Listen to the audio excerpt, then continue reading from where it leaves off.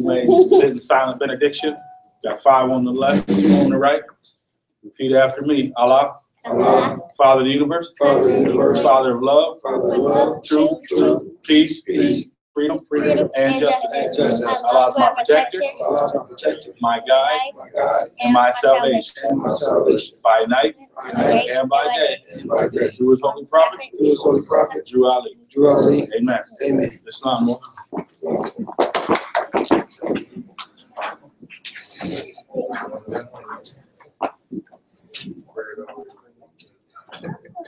All right. Islam. At this time, we're going to read the laws. Shouldn't be anybody moving around during the reading of the laws. Be seated. You guys can be seated.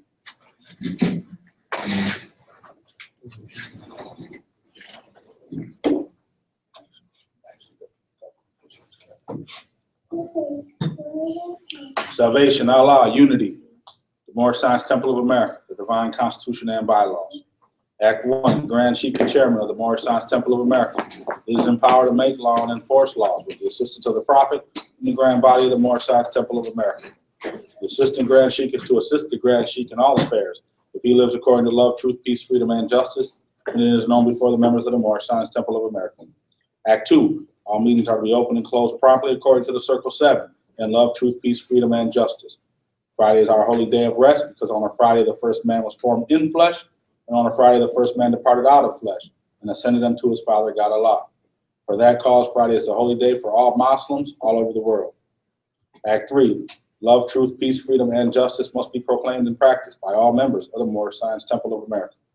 No member is to put in danger or accuse falsely his brother or sister on any occasion at all that may harm his brother or sister because Allah is love. Act 4, all members must preserve these holy and divine laws, and all members must obey the laws of the government. Because by being a Moorish American, you are a part and parcel of the government and must live the life accordingly. Act 5, this organization of the Moorish Science Temple of America is not to cause any confusion or to overthrow the laws and constitution of the said government, but to obey hereby.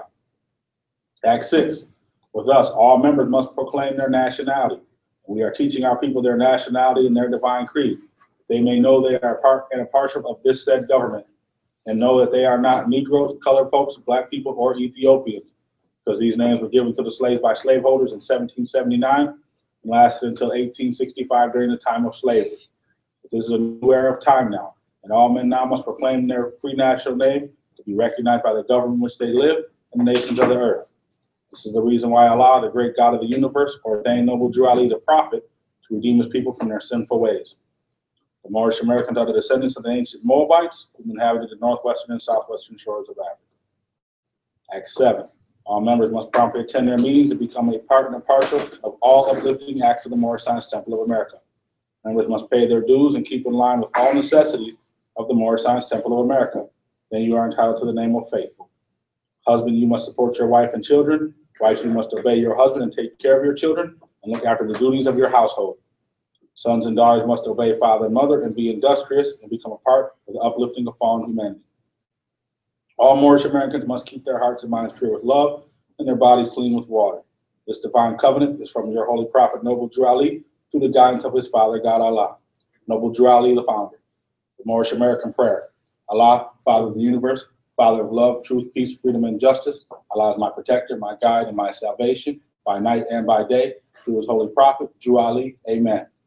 Moorish Science Temple of America, home office of Noble Drew Ali, Chicago, Illinois, U.S.A. Islam Moorish. Islam. We want to thank everybody for coming out to the Moorish Science Temple of America. This is Subordinate Temple 12. So we're happy to see everybody, and normally when we starting off, we like to clear a couple things up because we have new people coming in all the time. First off, this is not a dissertation or anything. This is actually a class, so it's for you to learn. So anytime you have a question, just, Islam, or you just put your hand up, and we'll get around to you. If you see that a sister hand is up before your hand goes up, or after your hand goes up, she will more than likely be called on first, because that's the way it rolls around here. So if you have any questions, even any questions now before we get started, there's a direction that we want to go in when we start a class off. However, sometimes the class is somebody has a question that starts us down the road, which is a more pertinence than what we decided to speak about. So does anybody have any questions, anything at all? You know, anything in particular about who we are, what we are, or questions or things that you've heard? None of that? Okay, we're going to start off with the with a reading. The Moorish Literatures is a book that we have, and you can get your copy of the Moorish Literature. The Prophet warns all Muslims to read in every meeting. I hereby inform all members that they must end all radical speeches while at work, in their homes, or on the streets. We are for peace and not destruction. Stop flashing your cards at Europeans. It causes confusions. Remember, your card is for your salvation. Failure to obey these orders will be of severe consequence. We are for love, truth, peace, freedom, and justice. And when these principles are violated, justice must then take its course. Any member or group of members who hold malicious feelings toward the temple or the prophet or violate the divine covenant of the Moorish movement will receive their reward from Allah for their unjust deeds. All true Moors will and must obey the law as laid down to them by their prophet. If they lose confidence in their prophet, they should turn in their card and button, cease wearing their turban and fez, and return to the state where I, the prophet, found you. This is a holy and divine movement founded by the Prophet Noble to Ali. And if the prophet is not right, the temple is not right. The prophet therefore is sending out the divine plea to all Moorish Americans that they do their part in protecting their prophet and the temple. This is an everlasting movement founded by the prophet through the will of Allah to redeem his people from their sinful ways. Peace. Now, this is something that the prophet wrote 100 years ago. So the question is, we're having these same conversations and questions and being posed to us today. You know, as someone saying, hey, you know, I told the guy this, and I showed him my card, and I did this, and I did that. But the prophet said, don't flash your cards to Europeans, which brings us up on another issue. What do you call Europeans? Europeans. So you got to stop calling people white. You got to stop calling people other names and call them by who they are, because these are the ways that are reinforcing the colonized state of mind that we now have been developed into. And the prophet has came to us to bring us a situation where we can start reprogramming our minds to reality. Colonization is not reality. Colonization is a mechanism used to feel for profit for certain people. So we won't be included in them people. That won't be us. So colonization won't pay us a dime. It is a hindrance to our progress as a people.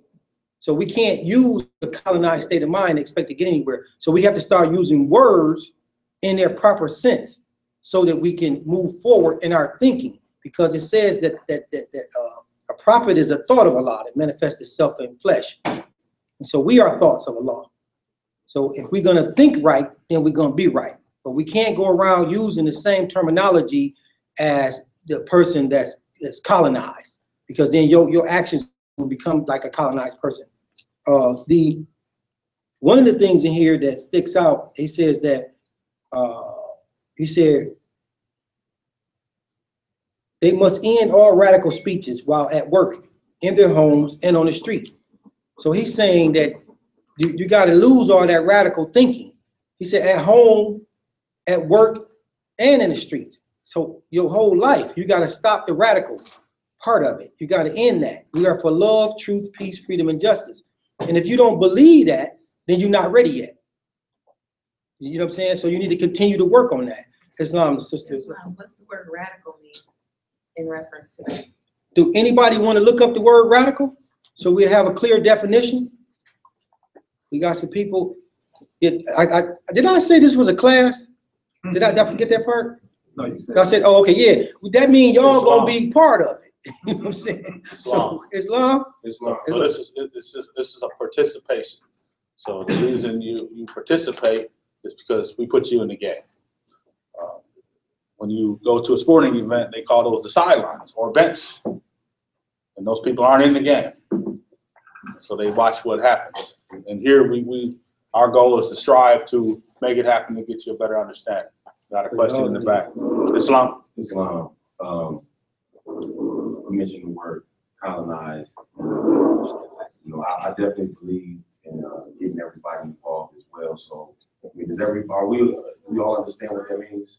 I mean, yes, no. Can we get the radical word first? Oh, we are. Definitely. I mean, I definitely wasn't trying to get past that, but we setting some things up, I think, with moving from a certain frame of thought to another frame of thought. And I'll just add this, that the end, you know, one of the points in coming to this class and listening to the information and or joining the temple is that, you know, we're striving for oneness. Ultimately, we're a law, but in that process, we become one.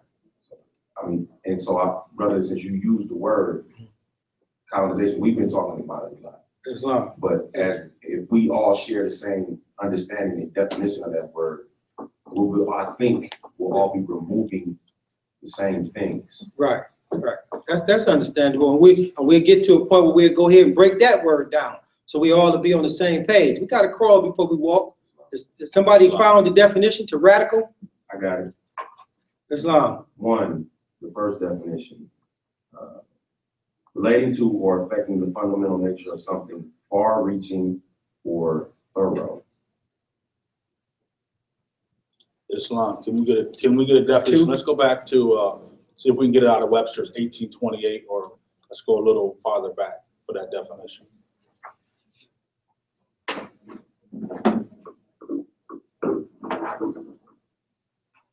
It says,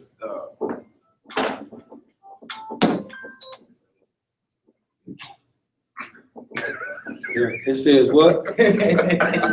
just a second. Okay, it's got several, but number one, it says pertaining to the root or origin, original, fundamental, as a radical truth or error.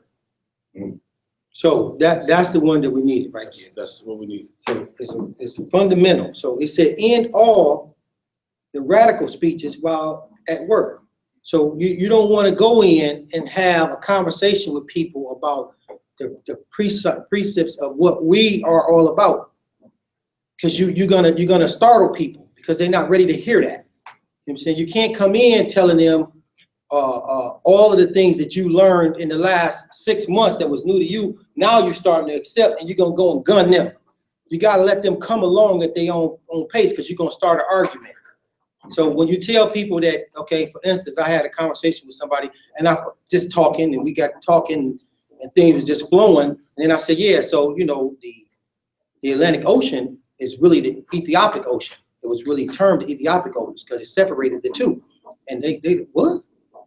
What kind of madness is that? You know what I'm saying? I caught it just that fast. You know what I'm saying? But it don't came out. So that ended up starting a whole nother conversation and eliminated the progress we had made when I was talking to the person, because they felt as though I can't be sound mind if I'm calling the Atlantic Ocean the Ethiopic Ocean. You get what I'm saying? You know, so I said, well, you can just look it up, and I stopped the conversation. Look up Ethiopic Ocean and see what it says. You'll see where it's at. It got maps, just look maps, and Ethiopic Ocean. So they did, you know, but I changed the conversation, went on to something else. But we don't have to have those conversations, because we do know when we're talking to somebody where they are at. So the prophet said the radicalness we got to stop, you know. Islam. So the prophet also said we are for love. Okay, so that is the easiest concept that should be universal to all religions. Okay, so we talked about we honor all divine prophets, Jesus, Muhammad, Buddha, and Confucius. And for those that you deal with Buddha, we talked about Dharma, which is a universal love concept that should be universal to all religions. Islam. So that was so important. We need to hear that twice. All right, so that's universal to all religions. So if you go to someone and say, well, what do you do there in this Moorish Science Temple of America? What is expected of you? Well, we deal with love. If someone has a problem in dealing with love, we need to take a step back from them. All right? That's the concept that we deal with. love. We want to love everybody. We want to love our neighbors. We want to love everybody. That's the only concept that we deal with at this time. Islam. So it says also in the reading that the people that come and they disrupt the divine covenant of the Moorish Science Temple of America, the divine covenant of the Moorish movement itself. So do we know what that divine covenant is? Can anybody give me a couple words on the divine covenant? We got and that's important, because if we don't know what, do everybody know what divine means? We know what the divine means, huh? Talk to me. Islam. Anybody know what divine means? Yeah. When you hear the word, you hear divine intervention. What does the word mean? It means it comes from Allah. Islam. Right, it's divine. So that means that comes from God. So it was prepared for God, it was passed down by God, and it was God's instruction as well. Right, so that's the direction that it's going, the way in which God meant for it to go. So our divineness is a covenant. He said that we have a covenant, a divine covenant with Allah. So if we look in our Quran and we look in chapter 48 in our Quran, and we look to verse number 9 in our Quran, can we get there? Toward the last pages of your book, chapter 48. It's on page 60. So, and it says, the covenant of the great God Allah. Honor thy father and thy mother, that thy days may be longer upon the earth land, which the Lord thy God Allah has given thee. So he says here that the Lord Allah, our God, has given us this earth land. He didn't say just this land. He said this earth land. The Lord God Allah has given us this earth land. And there's a covenant, he said, between us and Allah, that we must honor thy mother and thy father. That's what we must do. Now, Islam, go ahead. Definition of covenant agreement is right. It's an agreement. It's an agreement. So you got to hold up your end. You know what I'm saying? So the covenant is that you must honor thy mother and thy father. So your days will be lengthened on this earth. So there'll never come a time where you don't have that covenant with Allah. So you want to know what happened? How did we get in this particular situation where we so downtrodden and don't know who we are?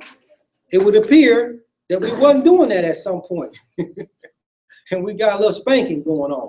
So now we're back, and Allah has given us the information that we need to identify ourselves and bring ourselves back up to the standard that we need, as long as we adhere to the covenant. You know what I'm saying? So we can't go around calling ourselves. The brother read the bylaws, and in the bylaws it says that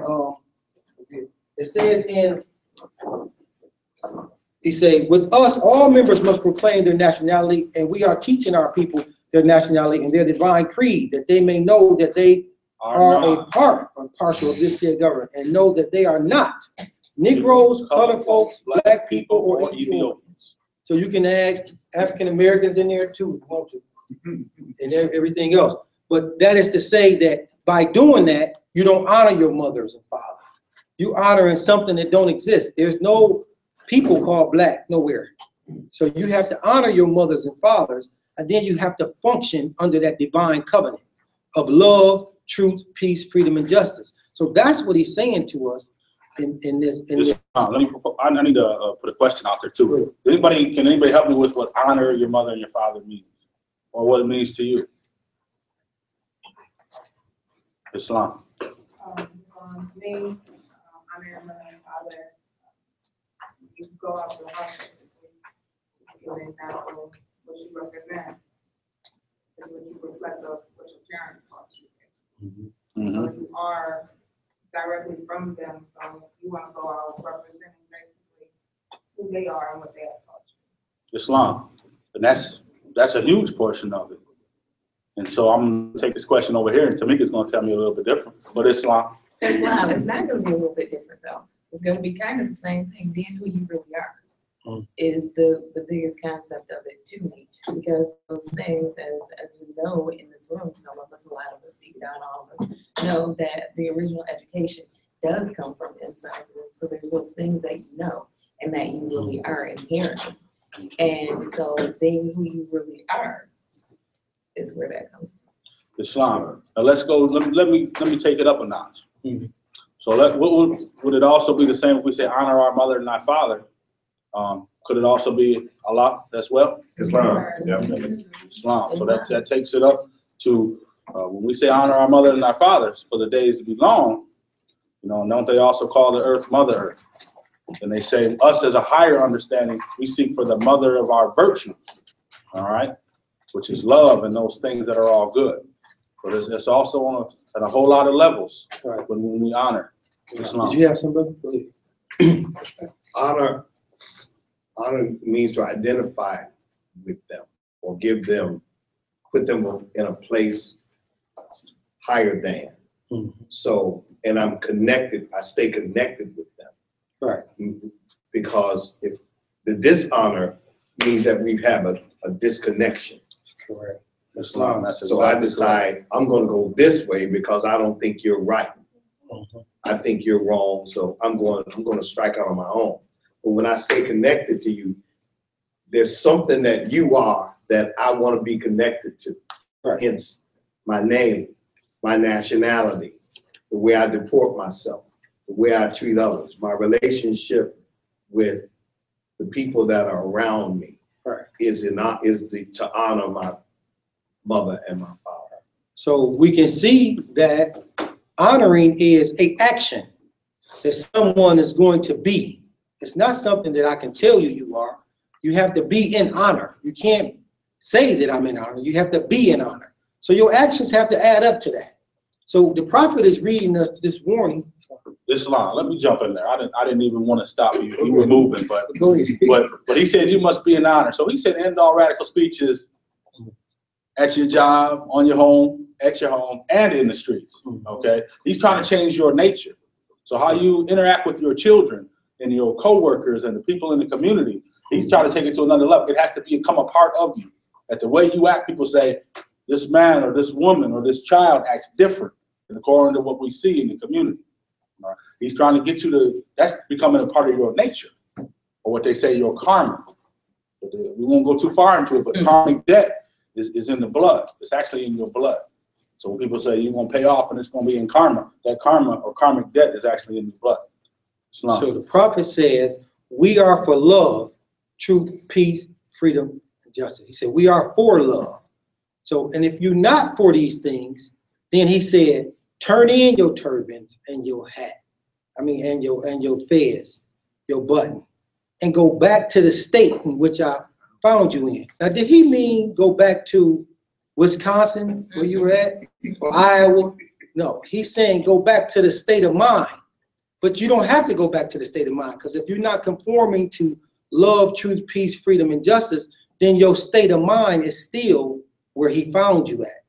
So you didn't move an inch. So he's saying we're not going to lose anything by sending those people out of the temple, because by now your mind frame should start to adapt, you know, to not want to lash out to somebody because they lashing out to you, because you have to get it inside, you know. And when you for love and you have this covenant with Allah, then at that point you're not angry with people anymore, because you're trying to understand yourself.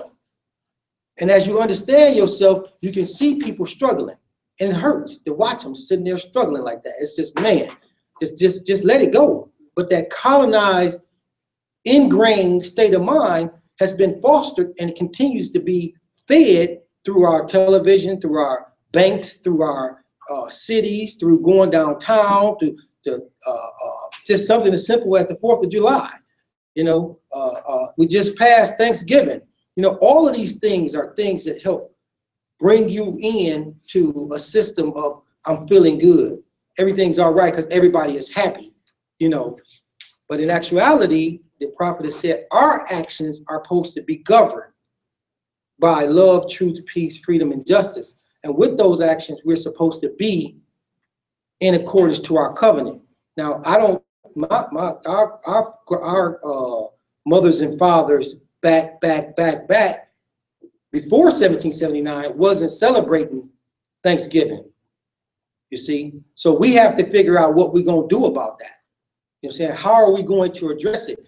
Because I'm not saying that I'm going to go home and tell my mother, hey, you know, we're not celebrating Thanksgiving no more. They're going to look at me like I'm crazy.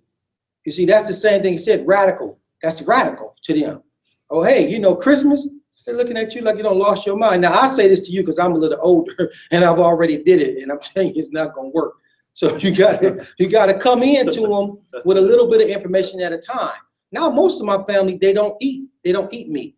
There's not a lot of meat, red meat being eaten in my family. But when I was growing up, you know, every animal that moved, we from Hawkinsville, Georgia. You know, it was going down. You know, you moving, you know, even those playing possum wasn't going to get you. You going in the pot, but you know what I'm saying? So it wasn't going to work. So, you know, I'm saying that we can, though, grow as individuals, as people. So that's why the prophet is telling us this. And the last part of this, where he says that this is an everlasting movement founded by the prophet. So from the point that the prophet said what he said it is an everlasting movement. So this will never cease to occur. The Moorish Science Temple of America will never cease. It will never stop. It's over 100 years old and growing. It's almost in every city. There's people in every city. As long as one of them get up and start, the rest of the people gonna come. So that is something that you can bank on. It's not me, but it comes from Allah through the prophet. If some of us are so colonized, we can't even accept the prophet because why? He looked like us, and we've been taught to hate ourselves. So can't nothing good come out of somebody looking like me. You know, that's the colonization that took place in our own minds. When all of the prophets that came before him looked like me.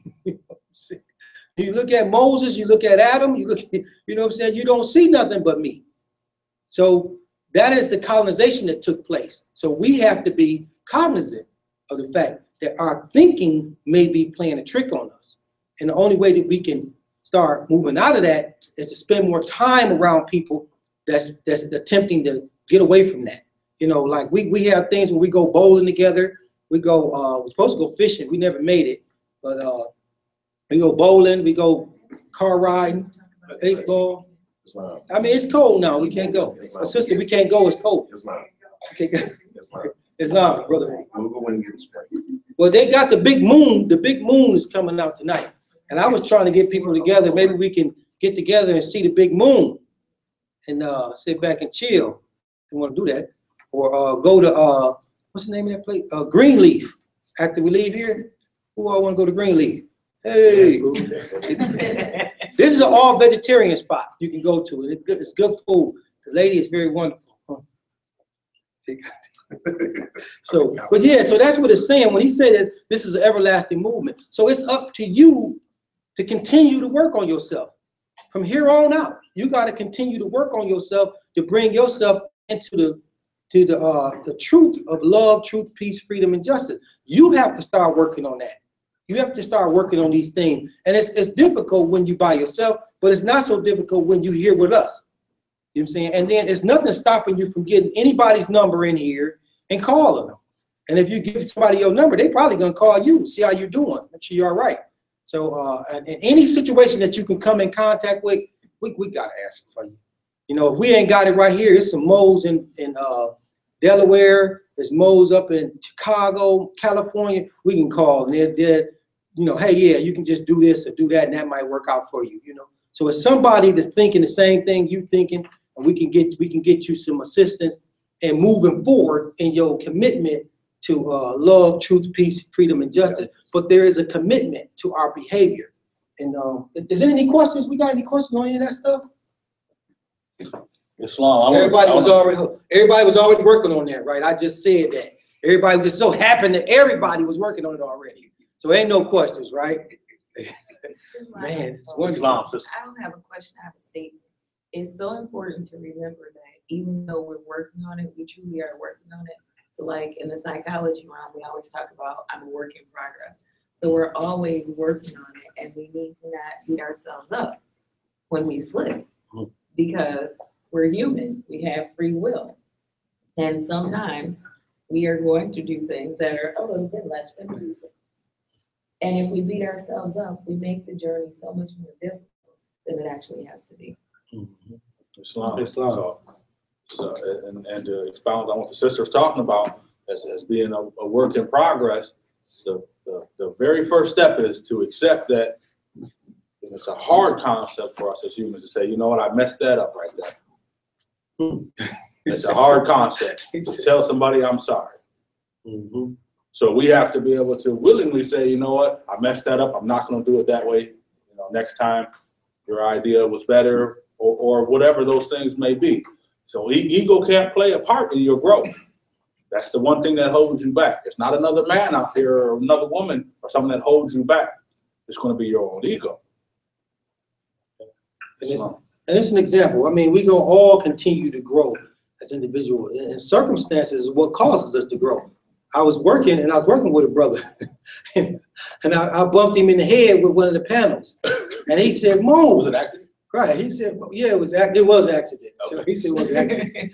So, but he was a little heated about that, you know. So, and I understood that, but I said, "I'm sorry. I apologize. I didn't mean that," you know. And then we're going on. We're doing something else. This is. And we said, we got to move this over here. He said, Mo, just say, okay. And I said, okay. He said, oh. And you know what? After that, everything went smooth. Because I was trying to go do it the way I thought that it was going to work. But he said, just say, okay, I got it. And I said, okay. So we got to trust. We got trust issues. Why? Because they taught us that. We got trust. So we have to trust. So I had to trust the brother when he said, just say, okay. And I said, okay. Walked on by my business. It was relieving. That about 2 minutes later, I felt better than I would have been staying frustrated, you know? So it's up to us to learn, and if we don't try, we're not gonna learn. So I figured I didn't have nothing to lose. I'll say okay and see what happens. You know what I'm saying? I never tried that, so let me try it, okay. And it worked. It was a simple thing, and I advanced a lot. I moved up a lot, you know, so. Because a lot of times it's easy to say something when we're talking about it. But when it's in action, when I'm arguing with somebody, it's different. When you're arguing with your wife, or you're arguing with your husband, or you're arguing with whoever, sometimes it's difficult then to apply those principles of love, truth, peace, freedom, and justice. So that's when that comes in. Islam? Islam. We was going to read something out of our Quran. It's in chapter 21. You have a Quran. If somebody is two people sitting together, can y'all pass Qurans over this way? Y'all got a lot. Y'all a little heavy on this side. So for the people over here can get a Quran or two on this side, it goes over. Islam. Islam. Shukran.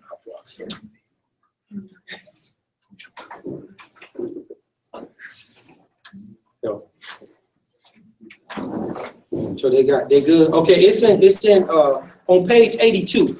You're gonna be on page 82. 32? I'm sorry, 32. 82. That's another book. 82 if you need glasses. That was the other book. The same chapter happens in another book on page, right? XXIV. Right. But we on page 32, and it's chapter 21. This chapter is a very interesting chapter, and as most chapters in our Quran does, it belies the caption belies the content, you know. So it says here, marriage instructions for men and wife from the noble prophet. So these are instructions. It says, give ear, fair daughter of love, to the instructions of prudence, and let the precepts of truth sink deep in thy heart.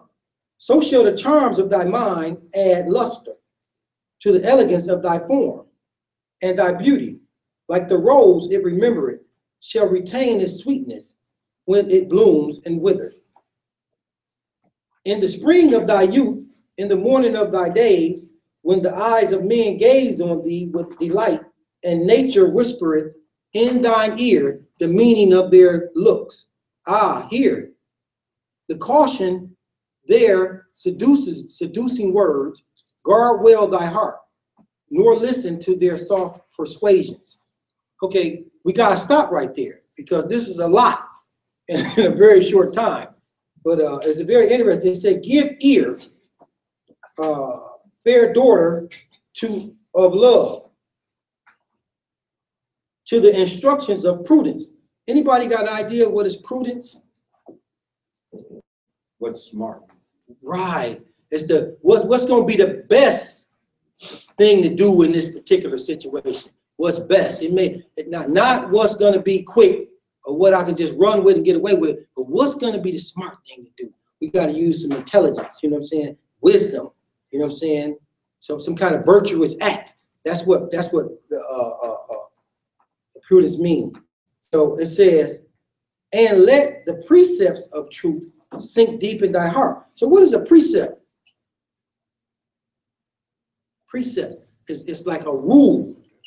It's like rules that come in. Go ahead, sister. Something that comes before, so fundamental guidelines. So right, the sister said something that comes before fundamental guidelines. Islam. So let me jump in there. So for us as Moorish Americans with our 5 principles, what comes before truth? Exactly. Love. Okay. Islam. So that would be a precept. These are the precepts that we're going to enter in with. So he says that the precepts of truth sink deep in thy heart. Now here we understand the heart does beat. You know what I'm saying? But we in an Eastern mindset and thought, the heart of it all is up here. Right? So this is the heart of it all. Like you hear them say, Ohio is the heart of it all. You know, it's not actually beating, but they mean it in what's making things tick. All right. So we say the heart is here. So they say of truth sink deep in thy heart. So in that mind, you got to have the truth deep in there. So shall the charms of thy mind and luster to the elegance of thy form. What are we talking about here? She's beautiful. She's fine. She's fine. It's the luster of her beauty. She's a pad, not a jam. Right, there you go. And thy beauty, like the rose it resembles, shall retain its sweetness when it blooms and withers. So even after a woman reaches her prime, the beauty still remains.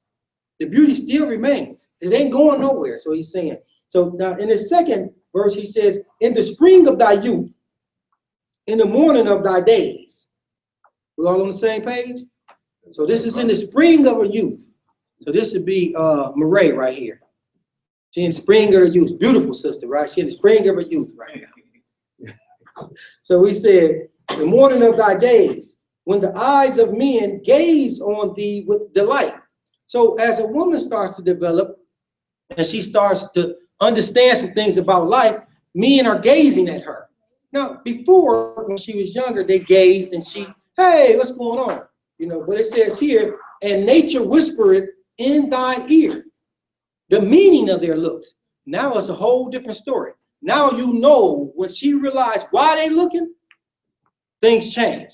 At that moment, that young lady now is becoming a woman. And she realized why that man looking at her like that. And it says,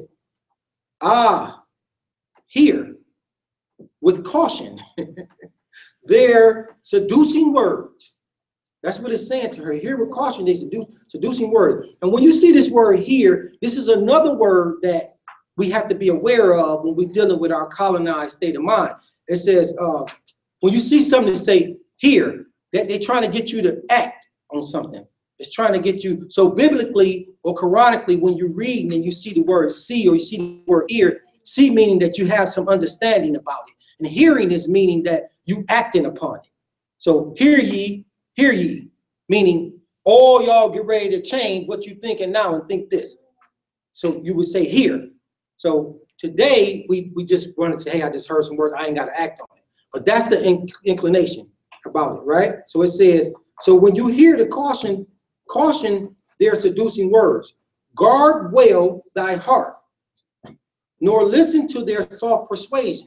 So it's saying you can't listen to me. It says to women, you can't, when you realize what that is, you can't listen, and guard well your intellect. You know what I'm saying? Islam. So how often do we hear they say just broke up, or men as well, just broke up out of a relationship, and the first person that comes along and say something nice and they run and they head that way. Right. Okay. So they talked about those stories when we were in junior high school and high school. and they were on the water and they heard these beautiful sounds and they went that way. Right. All right, this is the same thing that they're talking about, that everything can't jump into your mind and make a reaction for you to go react. All right, in society we call that knee-jerk reactions. Well, this happened and there we go. But we can't do that. We have to have some control over ourselves and our actions to determine if that's the right thing that we need to do at that moment. So that could just be a feel-good moment and say, oh, well, this person is saying this, and then we take off and we go. All right. Islam. So the prophet goes on to say, remember, thou art made man's reasonable companion. Now, that is a very questionable sentence right there. That woman is made man's reasonable companion. Not just his companion, but his reasonable companion, right? He said, now reasonable is, somebody that's having, what, sound judgment? Would that be good enough? Somebody that has sound, that would be reasonable. And a companion is a friend, a partner.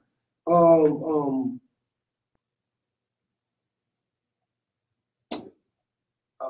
think it's a Latin word that deals with that also, but the root of it deals with to feed.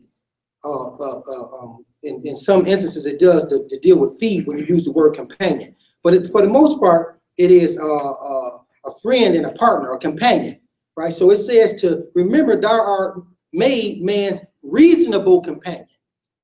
Reasonable companion. So that means that you have to have sound judgment, you know what I'm saying? And you have to become a friend and a partner to this person, so that would kind of eliminate the confusion of the sexual activity that goes on that becomes a precept. It becomes a precept to what's going on. So that's what he is saying, and that's just the first part. Islam, now, let me jump in there for a second, because he says reasonable companion. What was the one thing that man was given over all other animals? The ability to reason. That's correct. Right. The ability to reason. Yeah. So this companion, they said dog was a man's best friend.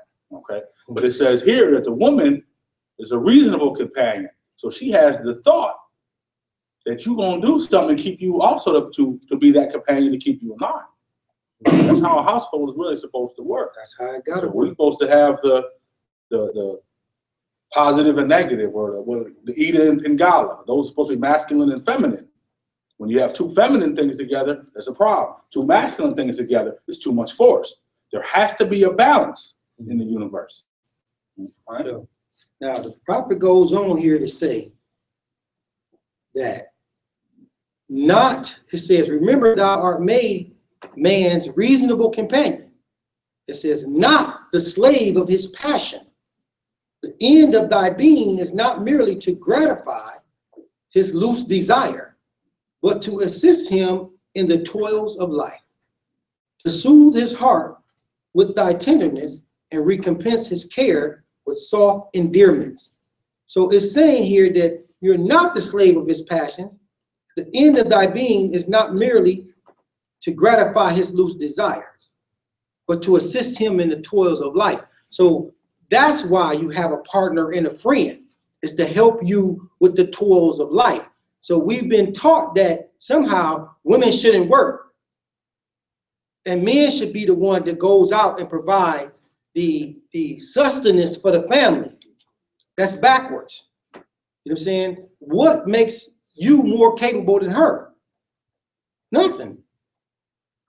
So to stifle a person because of misguidance is a sin. It's a sin, and it won't work. It's difficult to honor your wife and still take good care of your daughter. You know what I'm saying? If you don't honor your wife, you can't take good care of your daughter. If you stifle your wife, you're going to stifle your daughter. You see? So it's inevitable. And then you want another man to come and stifle your mother, right? See, we don't want none of that. So it's all part of the same move. So it says here clearly that we are supposed to be a certain way. We're supposed to practice this love, truth, peace, freedom, and justice. Now this is how he acting out. This is how it's expressing to us. So at the end of the being, it is not merely to gratify his loose desires, but to assist him in the toils of life. So in the everyday actions of life, we need assistance. The prophet said we need assistance, and our assistance is supposed to come from the woman in which we're with. You know, we shouldn't focus our energy on all of our desires, because those are the desires of the lower self. And they won't do anything but breed what? Slander, lewdness, hatred, and on all the things that harm. So we don't want that. We want to breed the higher self. So it's up to us to understand that that is a partner, that is a friend, and we have to treat that relationship the same way. Islam? Anybody got any questions? Anybody think that won't work? There might be people saying, no, that ain't gonna work. Islam. So what's wrong with relationships today? That would be a beginning. Programming. The brother has some right here. What I find is we use that colonized mind where they think woman is in second place and man is the head of it all. But that mathematically is insane once you look at it, because you came out of her. Are you gonna be greater than her? And you came out of her. So you couldn't be as great as her, because she couldn't have given you everything. She gave you enough to be you. And so mathematically, she has to be the greater one. Mm-hmm. If she was here first, ain't no way you got here without her. So she was the first of everything. She taught you first. And I hear people say, well, men are no good. No, he ain't no good. His mama didn't give him nothing good. Or a woman need a man to raise a child. No, she don't. Because if she needed him, she don't. Because if a man can teach him something, where did he learn it? Where he learned it from another man? Where did he get it? Where he learned it? When you get down with all that math, they got it from their mom. So if whatever he is, he got it from her. Mm-hmm. And in Western society, they got it backwards. We taught them better than that, but they got it mixed up. The woman walk in the back. All these different societies, they got the woman in the back and they walking in the front. Like, they got it wrong. She was in the back because we were there because we had strength to protect her. But she was the brains of the operation. You don't see the generals out front. You see the generals at home telling the other ones what to do. And so that's what's wrong with relationships. Guys think they're smarter than women. You ain't smarter than a woman, so you can forget it. I shouldn't have said it like that. Yeah. In Islam too, and even the wording of that, saying that the relationship is wrong. It's not that relationships are wrong. People's preconceived concept of what a relationship should be. So nowadays in these things, we have side men, side women, side chicks, baby mamas, all these things. Those are all derogatory terms. So if you allow somebody to call you by a derogatory term and you accept it, that's a sin to call them that. That's a sin to accept it. Yeah, it's great. Right? It's great. So if somebody say you go to these places and they say, hey, you come here, and you go to them, that's a problem. They should have been, no, that's not my name. I'm sorry. Right. But when we have these things in our mind, see, we've been doing things backwards so long that those things become normal and they become acceptable. Then when we become acceptable and we accept them again and again and again and again, now we're in it. And now the truth is radical. Right. Now the truth is radical. Right. We bring the truth. It's radical. Right. Let's say, oh no, she's much smarter. And life got real good for me when I realized, oh no, she's much smarter than me. Mm-hmm. Right. Then life just went. It's necessary to, when we see our 101s, the face of the 101, it shows the prophet coming out of the water with the woman. She's drenched, and he's coming out the water, and he's stepping on a firm rock. And right along to him, there is the word humanity on the woman. So he's bringing the woman out of here. So you will have women that they have to develop. They have to come to a point to be able to stand in that position so that we all can get better. You know what I'm saying? Because they battered. They battered by time, they battered by protecting us, they battered by all of the things that don't happen, by Europeans, the colonization, and everything they did to protect us from all of the harm that has befallen us. So now they lost. So we need to bring them out of that and put them back in the proper position so that we can benefit, And now we use the word colonization or colonize quite a few times. So I think we need to get a definition. I think the brother looked it up over here. Yes, ma'am. I have two. Now, one is very interesting as a verb, colonize. Third person present. Okay, now we're going to slide down some. You ready for this one? It says, of the country of citizens, send a group of settlers to a place, establish political control over it. It says the Greeks. Okay, that's good enough. That they go to a place and establish political control over that place. So that's what colonize means. You go to a place and establish political control over the place. So why would you need political control? Why would you need political control? Anybody? Mind control? Yeah, that's mind control. Anybody else? Politics. Islam. Because that's what sets the rules. Exactly. Rules are set by politics. How much money we're going to spend, what the money going to mean, how the money's going to be set up, who's going to have it, what bank you can go to, what banks you can't go to. All these are set up with politics. So when politics is running things, we're saying that it is just, and everybody's going to get their just reward. We're going to do the best thing we can do. Yes, for our people, we're going to do the best thing that we can do. So they make jobs, so Europeans make jobs for themselves by teaching our kids school. But they make a job of teaching them what? The European history and what supports them, which is what they're supposed to do and what they're supposed to teach. That's not their fault. That's our fault that we're not teaching our kids what strengthens them. Right. So it's up to us to teach what we're teaching in here now. So a colonized state of mind is one in which that you would, a person with a sane mind, would they go out and support another race of people at their own demise? Would make sense. You know, do it make any sense to go out and to support something that has nothing of your good in it? It's not going to do you any good at all. Doesn't have no thing in it designed to make anything better for you at all, right? So a colonized mind would be one, the opposite of what's in your best interest. It's going to be in the interest of someone else, all right? That's right. So if you do something, you say, man, I don't know why I did that. Am I retarded or something? Yeah. You'd be like, well, yeah. You know what I'm saying? Your mind is not right because it's been colonized. Why? We've been educated. We've been forced into different things, and now we're starting to learn what it is. Now, I'm not saying here, don't go to college and get a degree. I'm not saying that. I'm saying that if you get this information and you go to college, when you get to college, now you're able to go the right way and gather the information to strengthen yourself and to strengthen us as a people. You know, but if they want that information, you write that information down. I tell my kids that. When they was kids in school, I had to tell them, no, you tell them the answer that they want. Now, if they give you room, do it. Go hard. And they go hard in the paint. I've been called to school like, hey, your son said this and that and other. Did you look it up? Well, no. Well, what you calling me for? You know what I'm saying? And then they look it up. I don't get no call back. Right. So it's up to us to provide this thing for our kids, you know what I'm saying, for everybody else. I think this brother has something first.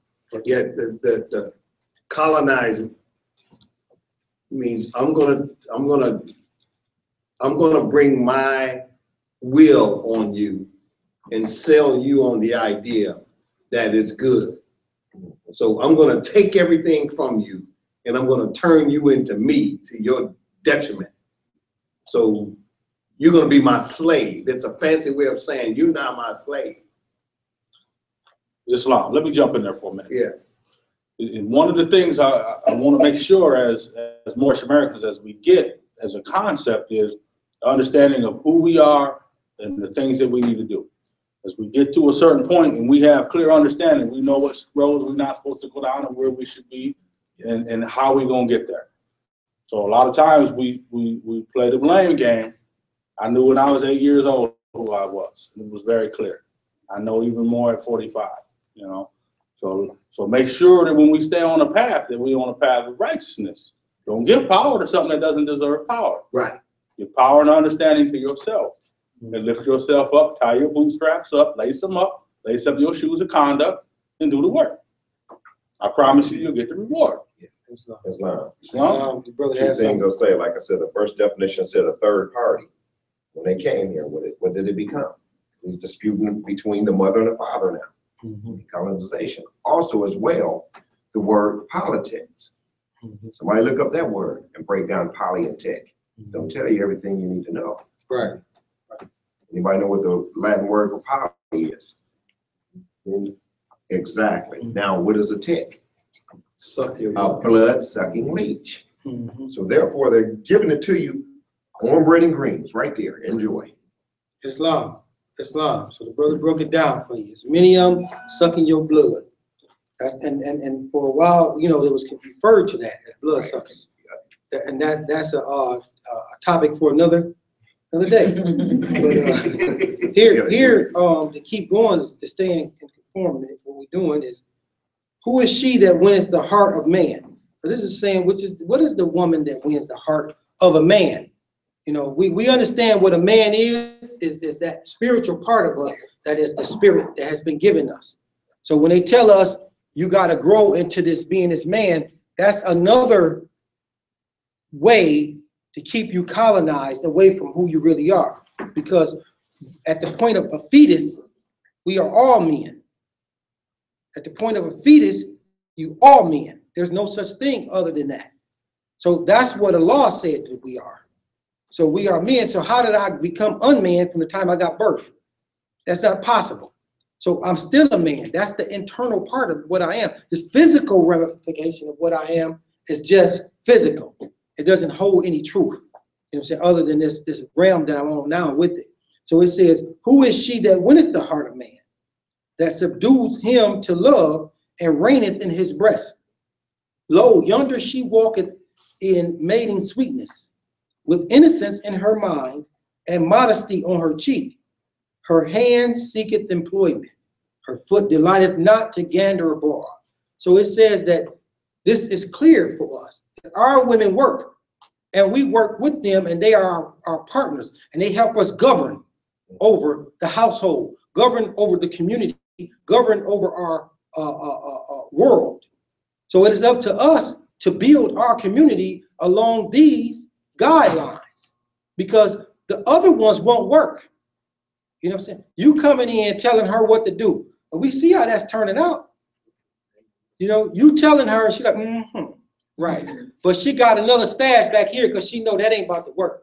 You know what I'm saying? She got this stash back here like, yeah, as soon as he go down, I'm out of here. Right, because that ain't gonna work. You know what I'm saying? And it's a funny thing. Like my granny, she kept a stash. You know, okay, I ain't got no money, and let me borrow $20. Okay, she would loan it to me because she knew I would pay it back. Some of the other ones, she stopped loaning it to. Why? You blew it. So this is the strength of women that we have to tap into to strengthen us all. So if we want to go, we shouldn't make decisions without the other person. Islam? So that is, we don't ran out of our time. And we're more than welcome to stay and talk after this, but according to our bylaws, we got to stay prompt. Islam. So we're going to rise and face the east. We're going to do the Moorish American prayer first, and then we'll do the prophet's closing prayer after that. Islam. Allah. Allah. Father of the universe. Father of the universe. Father of love. Father of love. Truth.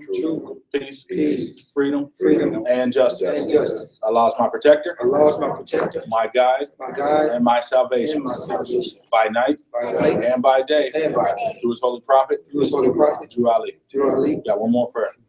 Allah, bind our hearts and minds back to our ancient forefathers' divine creed and principles. This we ask in thy holy name in the seven Elohim. Amen. Amen. Islam, what's yourself? No. Got some, yeah. Okay, I got it. Islam.